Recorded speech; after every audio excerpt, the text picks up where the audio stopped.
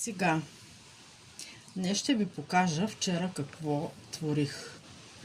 И това не са някакви сладки или крем, а това е домашен сапун. Приготвен с вкус и аромат на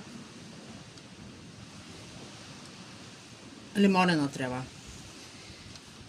Ухае превъзходно, стоя 24 часа и сега ще го прибера в тази кутия и трябва да стои поне още 4 седмици, докато озрее. Страхотен е, по домашна рецепта. Ако някой има желание и иска да се пробва, може да ми пише в коментари за рецептата. Хубав ден от мен!